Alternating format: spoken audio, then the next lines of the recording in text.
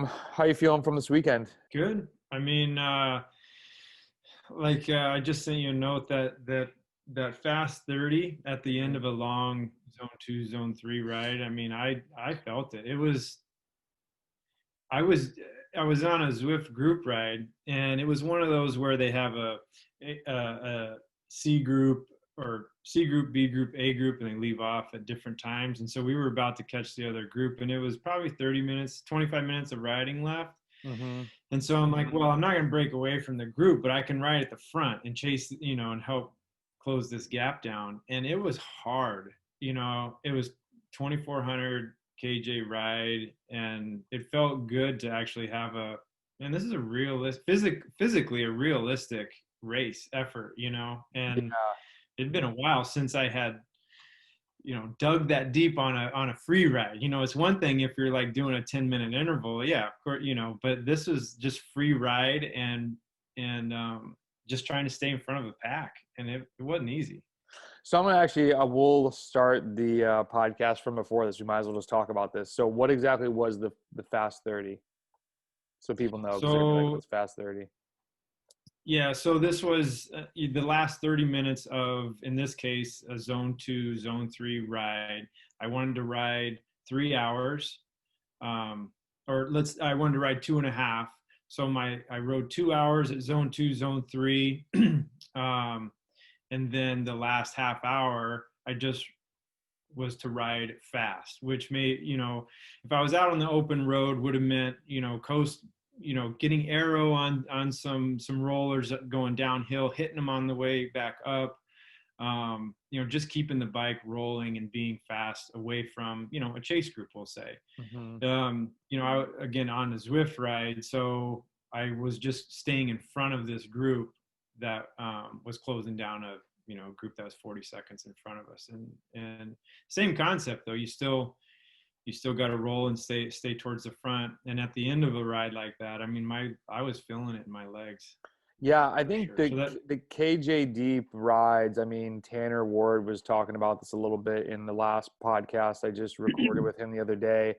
He has a coach from New Zealand, and I'd asked him what are some things that kind of she added in that made things harder for him. And he said, he's like, dude, I was listening to one of your previous podcasts, and you were talking about these KJ Deep rides that you've done. And he's like, go ride and put in 2, 3,000, 4,000 KJs and then do intervals. And there's a lot of ways that you can do them. I mean, you can do them where you're doing a 20-minute interval at 1,000 kjs, then 2,000, then 3,000 and 4,000. And mentally, the ride goes by really much quicker when you're looking forward to the next 20. Like, oh God, how's this gonna go? And I also think it's very similar to these like fartlek VO2 max rides, not in the sense that you're staying fast, but like the road's dictating things. And I did one yesterday where I just wanted to start opening up some efforts and I was like, man, I don't even know what a 5-minute VO2 max effort feels like. And I knew my legs wouldn't want to cooperate. I knew that my lungs would be there I continually do aerofit more than ever now as the season's getting closer. But it was, interesting, like doing a 3-minute VO2 max hard start. I was like, by 90 seconds, I was like, this sport is freaking hard. Like it really. how deep in the ride were you at that point? So this one I was not necessarily doing KJ deep. I was more doing just like fartlek, like letting the road dictate it. But I would say towards the end, it ended up being in 4.5 hours. I did 5,300 KJs. So once I hit 4,000 at like 3.5 hours, I was feeling them. Like the efforts were shorter. Surprisingly, it's like with lactigo, you don't feel that onset right away. So I would still like stand up and do 550, 600 watts. And then after about 90 seconds, you're like, oh yeah, okay, I'm good with that. Um, it's, yeah, it's just amazing. I don't know. It was actually a season PR for me from like 2 hours and 40 minutes until the end, just kind of on, off, Wow. on, off. And the off parts, my biggest thing was I was trying to stay like 320 plus. So, really like super low tempo. Technically it's like high endurance, but um So how long a stretch was that PR? It sounds like it had a lot of variability to it. You were going hard and then you were dropping down, but not dropping way down to like recovery spin. So No, how I was long of no, that yeah, I should duration? actually look. Let me see if I can get this up real quickly. But yeah, I was never really going to zero. I was just trying to, and that's the other thing. It's like I was never really going for a like a max effort because I knew if I went max, then I would be gassed and I'd have to go super easy. I really want to try and keep pushing it. I mean, my best hour had like 8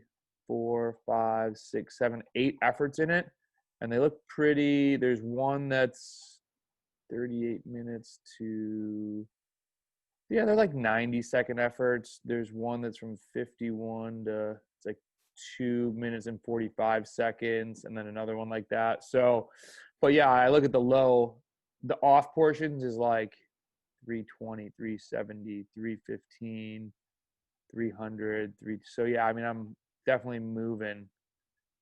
And if I look at the distribution, it's 4% active recovery, 30% endurance, 35% tempo, 11.5% threshold, 7% VO2 max, 12% anaerobic. So it was, I'm trying to think where that was on the ride. Yeah, I was actually right when I started. Yeah, it's right after I warmed up and then started hitting it. So, and now that I look at it, it's actually way more than 8 efforts. The one view doesn't show it as well. It's a lot of efforts. So do you think your style of riding, do you think if you went out and we're gonna do a 40-minute, let's just say, or an hour, whatever, um, max watt, would you prefer to go steady state and hit your number and above, to get that average number? Mm-hmm. Because I did that max watt last week, I think it was, and I was it was interesting to go back and look and see that my previous best were all highly variable, like races or 30 on, 30 off, or something with a lot of peaks and valleys to it. So how we generate the watts can be totally different, Totally. not And I always think, steady state. and that's why looking at one metric is super dangerous. Like, what's your best average power? It could be, well, are we talking best average power from a time trial and we're worried about it because we're going to be doing more TTs this year? Or is it best average power because you went out and did a crit and it was super hard? It's like, well, average power doesn't really tell you much. It's not, I mean, it's great to have a high average power, but it's like, did you win? Did the, like, what is the drop? There's so many metrics. It's just, You think your style of riding, though, you would generate more power, a higher average, if you went steady state. yeah, You I personally. suck going over I threshold. know. I'm, I don't think I would. I don't think yeah. I would. I think it would be pretty close. I mean, my natural inclination is to ride steady state, and in the past probably 18 months, 2 years, I've gotten much better at doing VO2 max and recovering. Um, it's just like when I look at my training life, I've had so much threshold work. We barely ever used to train VO2 max. I was just like, my coach never said you get your VO2 max during racing and stuff. Cool.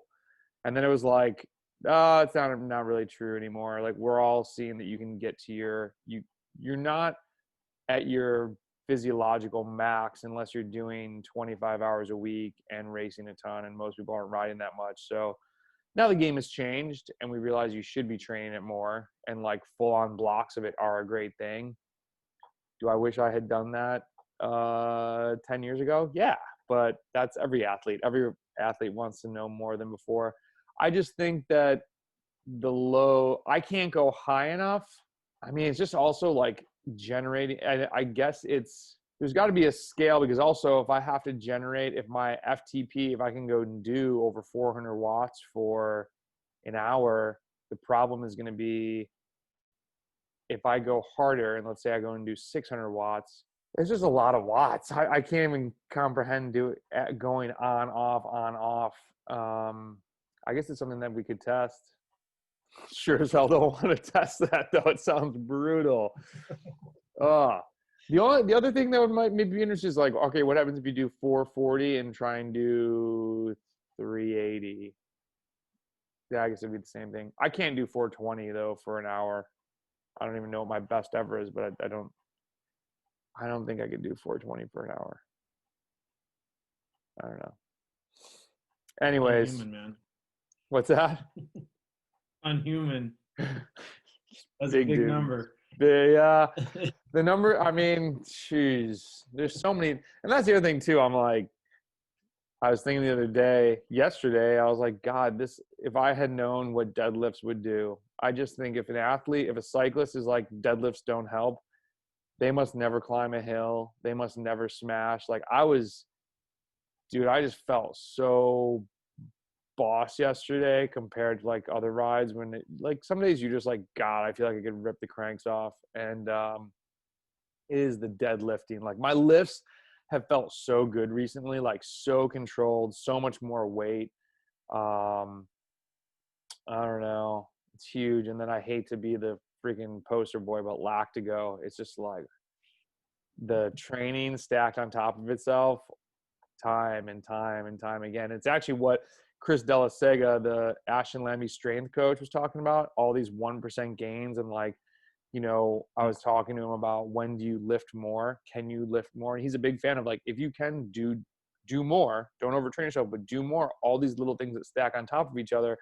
And I'm like, that's literally what Lactigo is trying to preach, like all these little additions. And now having used that stuff since September, like I'm already seeing changes in my body that I'm like, this is crazy. If this stuff was around 10 years ago and I knew to do VO2, that's the thing. If I could have Lactigo, do deadlifts, and train VO2 max, damn.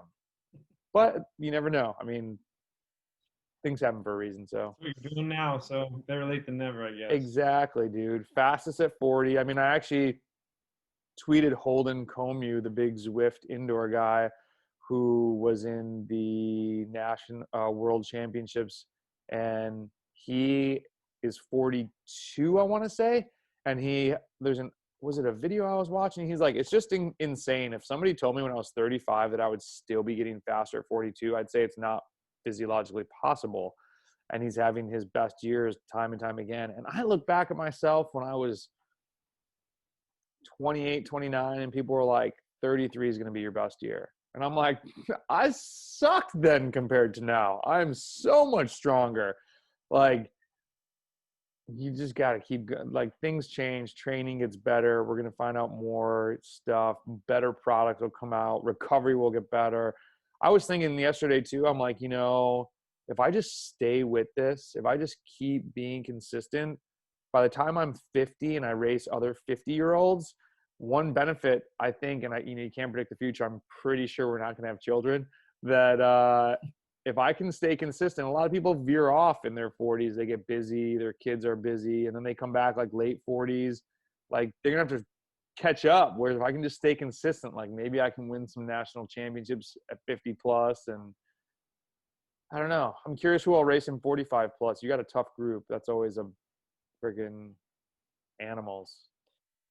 Yeah, I mean, along the lines of what you're talking about, though, I mean, even taking, 5 years off or whatever, not completely off, but off from racing, coming back, I mean, I'm feeling as strong as I ever have. And, it's a lot of things you're talking about. You feel like you got to lift, you feel like you got to eat better, you feel like you got to recover better in order to make up for lost time. And what ends up happening is like, man, I think I'm going to have my best numbers ever this year if I keep this up, Mm-hmm. at 45. Dude, yeah. I mean, that's what yeah, it's well said. I could go off on a tangent there, but I won't. Let's actually roll into, that's one of the things we want to talk about, your max duration effort. You had messaged me, and this was a good message. It was kind of like you just felt like this was good. And I don't know if we're verbalizing it more now, or through different means of literally telling people, like, sometime, I think sorry, my mind's going in a few different ways. there was one podcast I put out about talking about, like you're trying to increase watts, you're trying to increase the duration that you're doing of the same watts, you're trying to reduce the rest interval, or as we talked about, you're doing intervals KJD.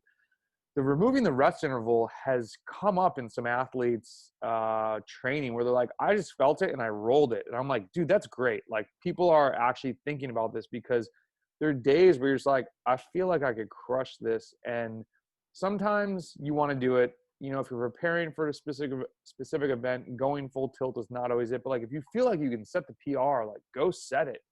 As long as it's not going to hurt your training plan of whatever you have coming down the road. But sometimes people are like, oh, well, I want to stick to the plan. I think I could have crushed that. It's like, well, maybe today was the day that you unleash it. And you had emailed me. Let's talk about kind of what were you thinking? You were like, hey, I kind of want to go crank out like a longer effort, not an hour. You specifically said not an hour, but maybe like, maybe, because it's gonna be like 1 hour, maybe a 20 or 30-minute effort. What were you thinking? What was like could you feel it in the legs? Were you feeling like, I just need to go attack this? Where were you at? Yeah. So, we had worked, I don't know, maybe 4 or 6 weeks of a good mix of, extensive and intensive work, a little bit of some crisscross stuff. And I was watching my TTE move out from, like 34 minutes. And I don't remember where it ended up, but it was maybe somewhere like 55 minutes at the same FTP, which I think was around 319. And we were doing these, some of this crisscross stuff. And I'm just, man, I felt like. Define that for the people. Define that for. Yeah. So we were working, let's say just below threshold, and then we would do 10 minutes above threshold, or burst above threshold, or, whatever that day's workout, may entail. Total time above threshold, not a 10-minute. Right. Yeah. Right. Total time. Just got to be careful what you're saying, because people are literally going to listen and go and do this. And so you're going to send someone on like a 10-minute VO2 max interval, which does not exist. Right. Total time and zone. And I just felt like I could push without the recovery. I could go longer. And so I just got a feeling like if I did a 25-minute effort or a 30-minute effort, I could definitely. Mm-hmm. That's good. And I think it's good to think about things that way. It's like I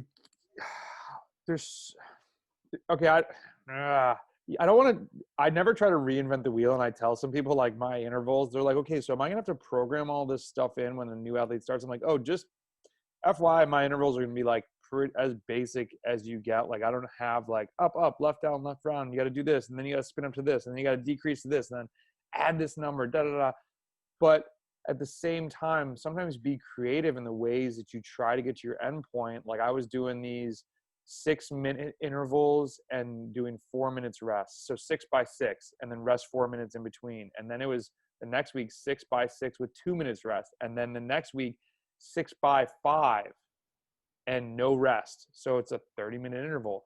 And a couple of people emailed me like, dude, I tried that. I just set a 30-minute best. And it's like, well, see, there's ways to like trick yourself around. Like, just start thinking of it that way. And you're doing that, like, hey, I don't need this rest. Like, I think I'm good. And so this kind of goes to what Patrick was talking about in our micro wins and micro goals conversation. Like, own the training, be a part of it. Don't just follow the schedule. So we put down on that. I think we had said like, hey, just do a 20 or 30, like whatever feels good, and go for it. And so how did that day play out? What was the execution?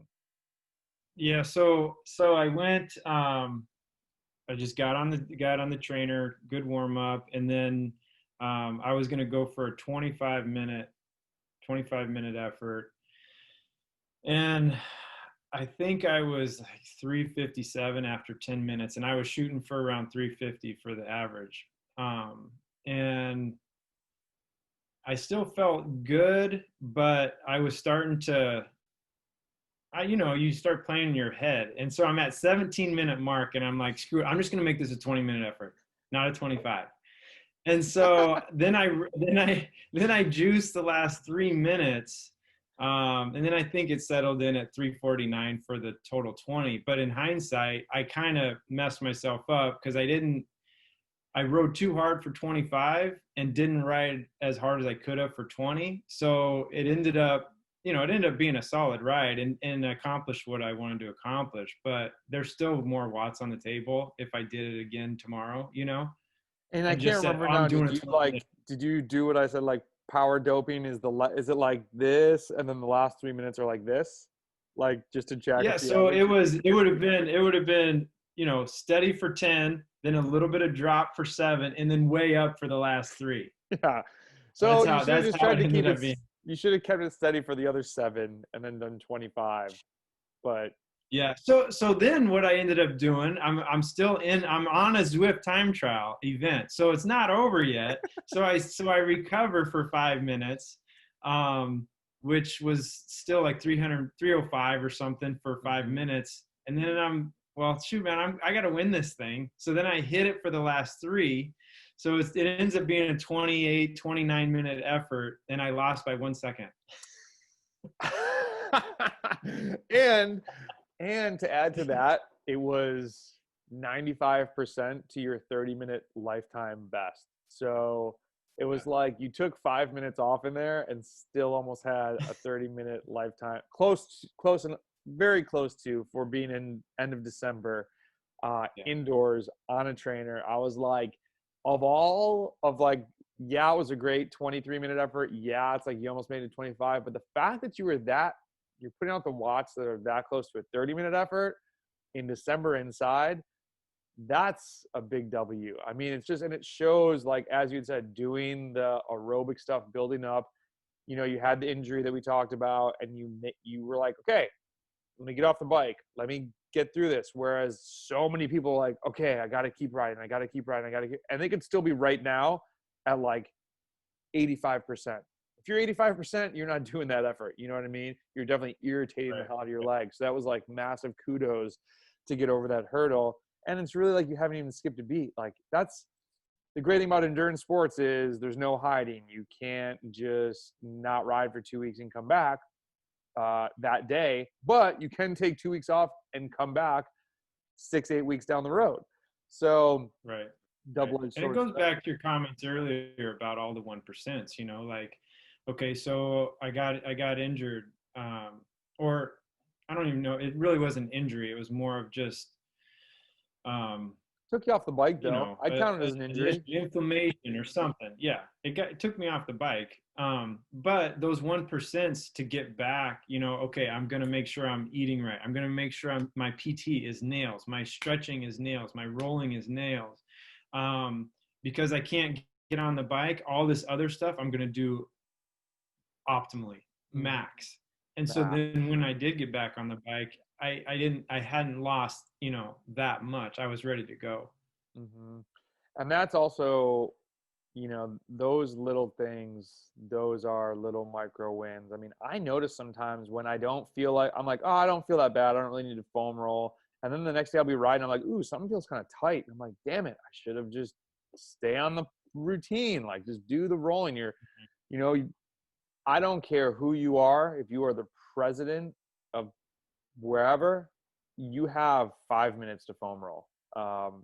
And I don't know, it's massively worth it. But so one thing that a lot of people will start talking about now, especially as COVID is trying to get out of here, hopefully, are training camps. And so you had made a comment on this, and we want to touch on, I think, 2 things. Where do we place a training camp? I think we all know the point of a training camp, but let's talk about that. And then what do you do after a camp? And I'll preface that with, people are like, I went to training camp, and then they come back and they take like a week off. And I'm like, but wait a minute. I think we have a different idea of what training camp is. So what do you think? You just want to get out away from the snow? This is something that my former self, well, actually, what am I talking about? I'm in Tennessee, and I'm like, I need to get to Florida. It's going to get cold here soon. Is it more mental? Is it for the physical aspect? What's your big goal from a training camp? I guess it could be both. In the past, with one of my teams, we used to go to Las Vegas, and train out there for a week or 10 days. I did Like, that doesn't Tucson sound like last year. training. So That sounds like a party. see, that's what everybody thinks about Vegas, but I'm telling you, it's great riding out there. My It's buddy incredible. Kenny lives out there, and he just bought a gravel bike. Shoot, he's got a bike. I'll call him a cyclist. He's a new cyclist, and I'm like looking up gravel races. I'm like, dude, I need to get out there. And I was out there not biking, and it looked incredible. We did some hikes, but yeah. So you would go out there, and didn't you guys used to go to Tucson also? No, I did Tucson by myself Okay. last January. Um, and you know, it's great to get big volume, um, and to just come in with the mindset that I am a bike rider for the next 7 days. I'm going to wake up, I'm going to take care of my body, I'm going to ride, I'm going to roll, I'm going to eat right, I'm going to rest. And you kind of set some of the daily grind and responsibilities off to the side and just, okay, I'm gonna ride for 7 days Mm. or however long it's going to be. And that can be refreshing as opposed to just always trying to fit your training into your daily routine. Make the training your daily routine just for a week, you know. Mm. And then, you know, for me, I've always liked doing high volume. You know, of course, you're out there, you're in Tucson. You're not gonna go out and ride for 2.5 hours. You're gonna go big Mm-hmm. and or go twice, you know, or something like that. And then, you know, come back, and you don't want to give it all away, so you still want to keep going. But if you've done it right, you didn't destroy yourself over that period of time. And so, you know, specifically about COVID, I'm not gonna get on a plane and fly out to Tucson. Mm-hmm. I'm playing things safe, but you know, we had talked about doing kind of a indoor camp, you know, and you can still have those commitments of I'm going to be a bike rider for the next 6 days or 7 days. Um, I don't have to Would you go to do a Tucson total to do camp it. inside? A Zwift I training mean, camp? if I'm here, I don't. It's going to be tough to get out. To get out, you know, Yeah. it's going to be 20 degrees here and snow on the ground. Mm. So I think how would you so one comment I was going to make is, training camp is a time that it depends where the rider is. If it's a mature rider, they're okay going there to do base miles and let people like attack each other, and they don't feel the ego drive to like show everybody what's up. And even newer riders, I try to get them like, hey man, this is supposed to be an endurance aerobic building, go get hours. You can't go do 15, 20 hours in a week if you are crushing every ride. I mean, you might get through it, but you will pay the price afterwards for sure. You always get the person that gets like a weird overuse injury, or they come back and then they're just exhausted. It takes a week to get back to Yeah, normal. But one year I got totally sick after one of the camps, and I just went too hard every day, you know, and I came back and paid for it. yeah. And so then you pretty much lost everything. That the whole trip, it was a fun trip, but you didn't gain anything from a sporting aspect. I think that so if people go on a camp, have one day where you let loose a little bit, but really, I mean, if you want to use this to get ready for the season, use the volume as Craig's talking about and ride endurance, get the aerobic work in, and it's still super fun. It's going to be sunny. It's going to be great weather. Like, you don't need to be smashing people in the face. That's what you have the whole season coming up for. And it's like, keep that excitement building. That's one of those things we talked about not getting burnt out. Like, when you have these things, you're like, man, I can't wait. I want to do the work. I want to do these intervals because I can't wait to race. I want to go do this long ride. Man, it's cold out today. I'm going to go do it because I can't wait to race. Like, just keep being excited. If you're just like unleashing this excitement every single day, what do you have to look forward to? You get to the races and you're like, I've kind of been doing this. I've been beating my buddy the town line sprint every weekend. It's like, well, hey, life choices. But what would you do inside? How would we change this up a little bit? Because I think you would go crazy with big volume. Possibly. I mean, I'm not totally committed to just doing an indoor one. I mean, I I'm going to try to see if I could go south, and actually do one Hmm. in a Hmm. warmer weather climate, Hmm. um, and actually do outdoor miles. Be a lot more tolerable, that's for sure. Man, that'd be awesome. And I was actually talking to Brian Cardona, who lives in upstate New York. We had always tossed around the idea of camps, and I said, next year, this guy is going to be 40, and there's Tour South Florida Masters. And I was thinking, you, me, him. I think it's a minimum of 3 people, and there's a lot of Masters there. It'd be a hard race. It's flat, but it's a TTT. It's a road race that looks like it's gonna be super boring, but it's really windy, and it was actually super fun. And the crit is like brutal. It's probably one of the hardest crit courses. It has 2 climbs in it. It's 2 climbs and 2 really fast descents, and it's just like over and over and over again. But it was fun, and we'd be able to ride to everything. Actually, you have to drive to the TT. No, wait, you got to drive to the road race. Um, And and then this is 2021 or 2022, you're thinking? 2022. I'm only gonna be 39 this year, so Gotcha. Gotcha. and it's a little too early. I don't know what's going on with COVID's not. It's in February. That's the other thing, so it's early. Yeah. But so big picture, we kind of, you know, we started this series. I like how the series has more become just chats about training as opposed to just you, so that we can touch on more topics. But let's stay to the consistent thread for those people that were interested in this, which I think it will be exciting to follow as we get ready for nationals. Big picture, we were kind of saying you're getting through a lot of aerobic stuff. Let's continue to start getting into in January some intensive aerobic, more like 8 to 10 minute work, super specific for bike racing in general. February, lactate shuttling, or as people call them, over unders, which for someone that might not be familiar with that, really you're creating lactate and then you're clearing it when you're riding at, if everything was an exact flipping the switch, like you're always, right now we're producing lactate. It's just a really small amount and our body is good at clearing it. When you're riding above FTP, you make more of it. And then when you ride below it, you use it for fuel. And if you're riding at like high zone 2, that's actually when you combust more lactate than if you're going at recovery. So for people doing VO2 max intervals, it hurts a little bit, but you'll actually clear more lactate if you ride a little bit harder than you think in between them. But without getting too in the weeds on that, doing some of that through February, just like a physiological block. Like this is all obviously we're doing it for physiology, but really that's just to help your body make and get rid of lactate around FTP to hopefully give you a little bit of a boost there.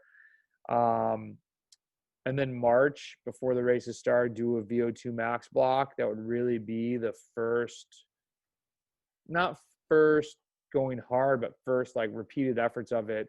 And then you're able to start racing in April up in upstate New York. So what's coming to your mind as we talk about the big picture? Maybe questions or thoughts or things you've done before, haven't done before.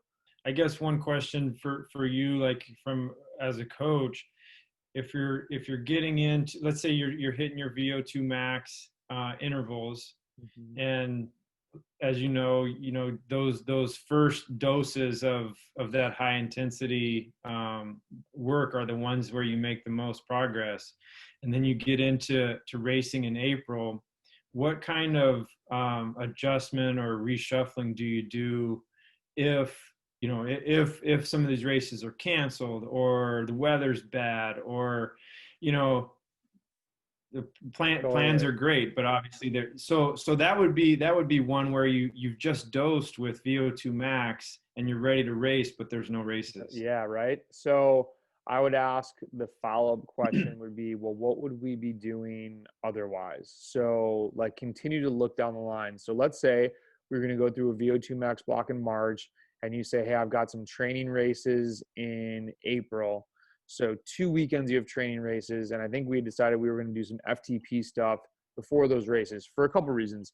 You can do an FTP workout no matter what race you have coming up on a Tuesday, and you can totally race on Wednesday, or excuse me, on the weekend. If it's an A race, you should be doing a hard workout on a Tuesday to have some riding in the legs, some intensity in the legs before you go race on the weekend. And then we would say, so we're in April, and then we're looking at May, and let's say you had 2 more races and maybe one was an A race. So one of the weeks in April, you might do a lot of volume and go to this race as a B priority race. Well, all of a sudden, April races are now canceled, but you think May is still on. Stick to the same schedule and do a race sim on those Saturdays. Build yourself like a kitchen sink workout, or even if you wanted to do a shorter ride, if the weather's kind of crappy, as you said, be like, all right, here's a 2.5-hour ride on Zwift, but you're going to try and get like 2.5 hours, let's say 200 TSS. So just, that's like a bike race. That way you can still continue to work on your FTP on that Tuesday. You're racing on the weekend, and then you're still able to do like a volume week with Zwift, like do maybe 1 or 2 races and a training session, and then something that's longer if possible. You can probably find a day during that week to do a longer ride in April. It's not going to be raining every day. And that kind of keeps you on track. You got to be a little bit nimble. And as you said, reshuffle things, but there's definitely a way to do it. Now, the bigger question I would say is what happens when May gets canceled? Same thing. I mean, you can still keep training, and I highly recommend that someone keep doing that. Now, you have 2 different camps of people. Some people are only motivated by the actual events, which is totally fine. If you're only motivated by the actual events, this is the time when you need to keep looking down the line and saying, okay, well, if May got canceled, what's up with June? If June is still on, you need to keep training. And if that's not a big enough carrot, I would ask you, well, what's the difference between training in April with an event in June and training in December with an event in April? You know what I mean? Like, just shift your mindset. Don't be like, oh, summer's canceled, I don't have an event next weekend, like, I don't want to ride. It's like, well, you're just not a dedicated athlete. Not to be a jerk, but that's just what it is. Now, if things are canceled for 5 months out and then it turns into this year where it's like, okay, maybe the spring races are going to be in the fall. If you want to take a break, take a break.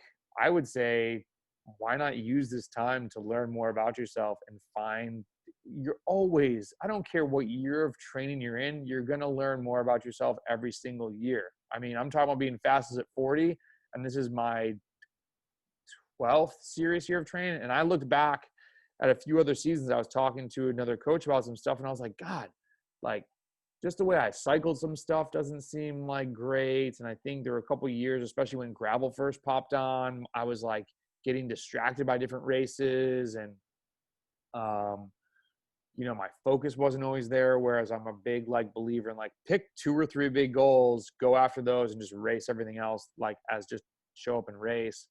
And I look back and I feel like I really feel this would have been my best year because I've been the most focused. And so I learned a lot this past year through COVID and training and what's worked, what hasn't worked. So, I mean, it's kind of a long, verbose answer, but I think if you look down the line, just continue to look down the line and then work it backwards. You know what I mean? So just because a month or 2 months gets canceled, it's not the biggest deal. Personally, if you're making gains too in like VO2 max workouts, or you get through it, and it is totally use it or lose it. If you don't use it, it goes away. But hopefully you got better at something in that block, and that's going to be well worth it down the road in the long run. So, and worst case scenario, I don't have the setup to do it, but Audible and get in some Zwift races, you're going to have world-class competition. And I mean, it's crazy. If people are okay riding indoors, dude, there's plenty of racing going on there. So that's really actually a great answer for the person who's like only training to race. Like, all right, we'll go race Zwift. If you really love the events, go race those online. Yeah, I like your comment about trying something new when you have, all right, well, this thing just got completely blown up. I'm going to learn something new, not just about training, but specifically about myself. I mean, I'm always trying different stuff, especially with diet and how I perform on the bike with certain fuel or whatever. I know you're not a fasting guy, but how do I perform in this state versus that state? And it's a lot of that stuff can be Mm-hmm. individualized. Mm-hmm. Granted, there's we need carbs, we fuel on carbs, but there's some variability and some individualization in there as well. And just to address that, because I know there will be a comment like, why don't you like fasting? It's like, so my only issues with fasting are that a lot of people just don't execute it properly. They end up just not eating enough, and then their workouts suck. And they're like, I don't get why I'm not good. And I'm like, well, you're not eating enough in your window that you've set. And they're like, you know, if you can do it properly, and the other thing is like, it's things that the benefits are hard to not gauge, but like it's a metric that like, did you get more growth hormone from fasting? You're not going to know unless you're getting like blood measurements done, I guess. Um, and it's not that I And have a problem with that. Go ahead. I was just gonna say, and that's where the personalized trial and error has to come in. Yeah. You know, I'm just because you so see some like, guy I on crush YouTube. I crush coffee in the morning, so it's like I need some food in there. Like if I have to be fasting and waiting till 10 o'clock so that I can then eat, I'm like, eh. And then I feel like I'm rushing to get carbs in for a ride later. I'm actually in a discussion with somebody else about this. I'm very carb dependent. And while I think I am pretty good at utilizing fat for fuel simply because of the intensity that I do and the length of the rides, like I have to be using fat for some of these rides. Um, like I've done rides where I'll try to only take on like 70 grams of carbs per hour. And I just feel like I get more tired towards the end of the ride. And I don't see the benefit in like eating less to then have less watts, because then it's less strain from that workout for the next workout and the next workout and all those 1%. Whereas, you know, I would and then say everybody should go out and see what works for them. yeah, you really got to. And I mean, I think then I think, we go to extremes. It's like one sweet spot session is good. Let's do 5. Oh, I'm going to utilize fat. Now I'm on ketosis and I don't need carbs. And it's like, I mean, Team Sky literally screwed up so many amateur cyclists in a season. They're like, they're not eating carbs. They're on a high fat diet. That's all they eat. It's like, nope, that's part of what they're doing, but that's not what they're doing. They're eating a lot of carbs before bike races, and you're not choosing to read that part of the article, and now you And suck. there's no doubt that your performance is going to be better if you're eating carbs while you're riding and you're looking for performance. But you can also we train so that we can race faster. And so like if you go out and do a zone 2 endurance ride fasted, see how that works for you 2 days down the road after you've had it and you are eating carbs and eating on the bike. Do you perform better? Do you last longer? Those would be the kind of examples I would say, go out and try and see what works. I'm never going to go to a race and think I'm going to race faster if I don't eat during this race. Yeah. That's not what I'm saying. No, I know that. And the other thing I think people No, need to I be know. careful I know. people need to be careful of if they go and do a fasted ride and then try and go hard the next day. If it takes, and the number, I've heard different numbers. I've heard 12 to 24 hours. I've heard 10 to 15 hours. But like, make sure your glycogen is restored, or else you're not gonna be able to push as hard. Yeah, the fasting thing is not something I'm gonna push. I'm, like everything, moderation. I'm sure there's some benefit somewhere. I just don't see the gain being that huge. So, you got anything else for this session? No, just keep plugging away. I like the progression and where we're headed, and I feel like looking back where we started back, I don't even know when it was. If it was August, September, October, somewhere in there. Yeah. But yeah, I like where I'm at, especially considering so much time off the bike. I had a bad August. September wasn't very good. But where I'm at right now, I feel pretty good, all things considered. Awesome. That's great to hear.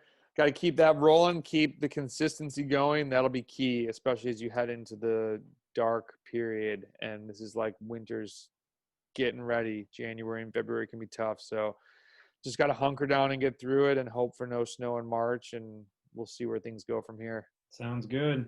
All right, man. Christmas I'll talk to you week. soon. Have a good holiday. Yeah, you All too. right. See ya. See you, Craig.